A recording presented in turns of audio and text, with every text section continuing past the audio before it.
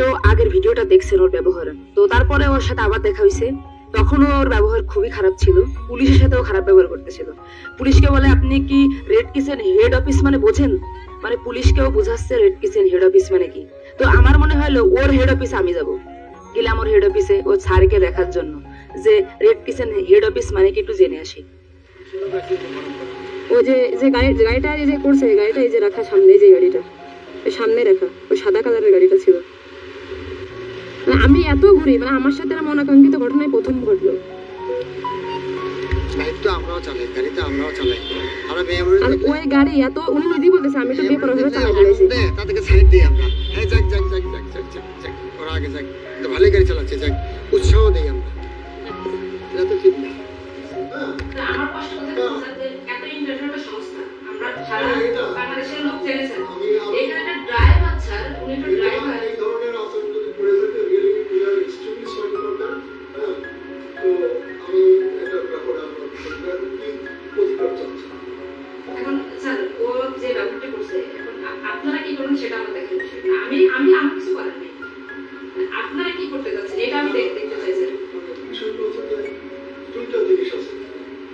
একটা হচ্ছে যে আমি ওকে ডেকে নিয়ে এসে আপনাদের কাছে মাপ চাওয়াতে পারি, সরি বলাতে পারি, সব কিছু করতে পারি, যে ইয়েটা দিচ্ছে, হ্যাঁ এটা একটা হতে পারে যদি মানুষ হিসাবে আপনারা ক্ষমা করতে চান।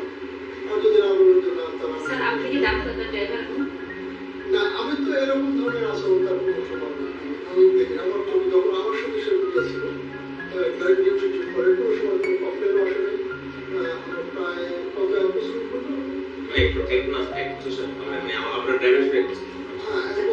আমার কষ্ট লাগছে বুঝলেন স্যার, এইটা কেন এই সুযোগে মানে স্যার রেড ক্রিসেন্ট হচ্ছে একটা মানবিক সংস্থা স্যার। সব ঠিক আছে, এখানে একটা ড্রাইভার ব্যবহার স্যার, একটা ড্রাইভার যেখানে উনি এখানে আমার কাছে এটা যে কমপ্লেন নিয়ে আসছে, এটা আমার কাছে বললাম তো আমাকে আমার মরে যাওয়ার সময় শোনা, হ্যাঁ যে আমার ড্রাইভারের এই ধরনের আচরণ কেন হবে, যে তাহলে এখন এই বিষয় নিয়ে আমাদের কাছে অভিযোগ করছে স্যারের কাছে, এখন স্যার আমাকে পাঠিয়ে দিয়েছে ঘটনাটা কতটুকু সত্য, ঘটনাটা সত্য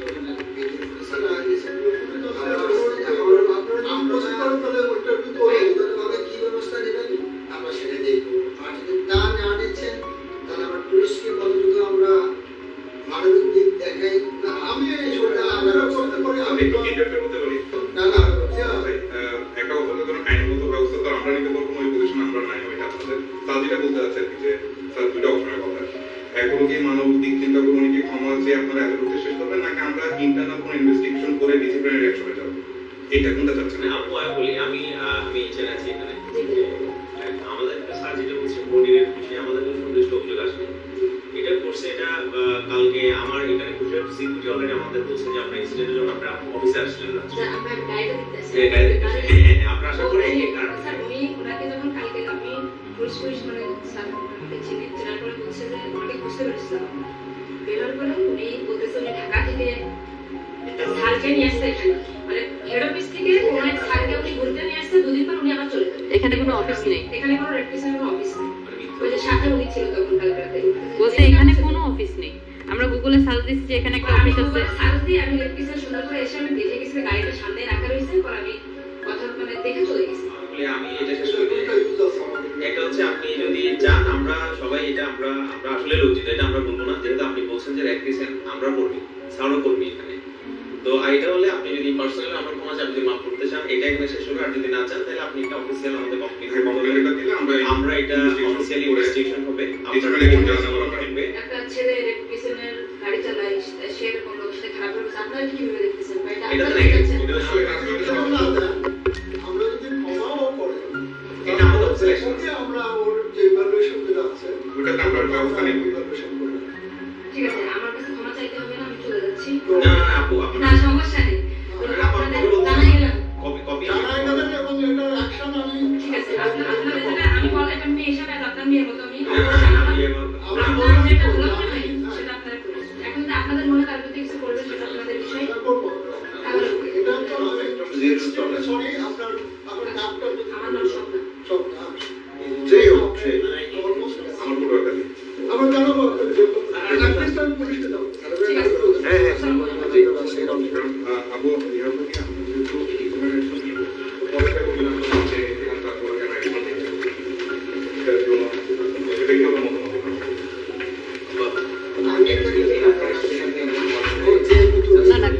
পুলিশদের সাথে খারাপ আচরণ করছে, ওনারা তো চুপচাপ মেনে নিচ্ছে। আমরা কি করে মানে যে ভাষাগুলো বলছে বা উত্তর দেওয়ার মতো কোনো ওয়ে জি ভাই, কি হবে ভাই, কি চাচ্ছেন বলেন?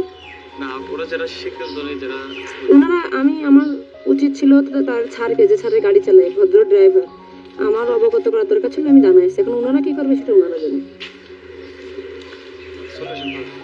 ঠিক আছে, কমপ্লেন যখন দিচ্ছেন হয়ে যাবে। এই ওই আমার কাছে আসলো, এসে বললো আপু সরি ভুল হয়ে গেছে, মানে আমি ওনার সামনাসামনি হতে চাই না। গাড়ি কই আপনাদের? ও সামনে। আপনাদের অসংখ্য ধন্যবাদ। ঠিক আছে। সবাই অবগত আস্তে আস্তে না না, আমি পুলিশদেরকে ভালোবাসি। ধন্যবাদ। বাংলাদেশের মানুষের জন্য, মানুষের ব্যবহার, কারণ এদের লাগবে কি জানেন, লাঠি আর লাঠি। আপনি সঠিক কাজই বলছেন যে আমি ক্ষমা করে দিলাম, এইটা বলছি, তাহলে তারপরে বুঝতে আচ্ছা, আমি ক্ষমা করবো না, এখানে কি করবো আপনি বলেন আমাকে? আমার জাস্ট ওই স্যারকে জানানোর দরকার ছিল যে আপনার ড্রাইভারের ব্যবহার এমন। এবার আমার শুধু এইটা, মানে একটা রেড কৃষ্ণের একটা ড্রাইভার, যেটা মানে অফিসারের গাড়ি চালায়, তার ব্যবহার এমন, এটা শুধু আমার জানানোর খুব সামনে থেকে ইচ্ছা ছিল। জানাইছি। আর এখন আমাকে এসে সরি বললো, আমার কি লাভ? এর লাভ আছে? কোনো দরকারই নেই। ড্রাইভার সাহেব যার গাড়ি চালান সে হচ্ছে রেড ক্রিসেন্ট সোসাইটির PMO, PDR, CS project officer, Cox's Bazar শাখার হেড অফ অপারেশনের গাড়ির ড্রাইভার ছিলেন, যে এমন খারাপ ব্যবহার করছে। ড্রাইভার সাহেব যার গাড়ি চালায় তার ব্যবহার তো দেখছেন, উনি খুবই দুঃখ প্রকাশ করছে এবং অত্যন্ত ভালো মানুষ, আমার সেটা মনে হয়েছে। তো মেন এই ড্রাইভার এমন ব্যবহার করার কারণটা আমি যখন স্যারের সাথে কথা বলছি তখন বুঝতে পারলাম। ও নিজেকে ভাবছে আমি একজন বড় অফিসারের গাড়ি চালাই, আমি অনেক কিছু।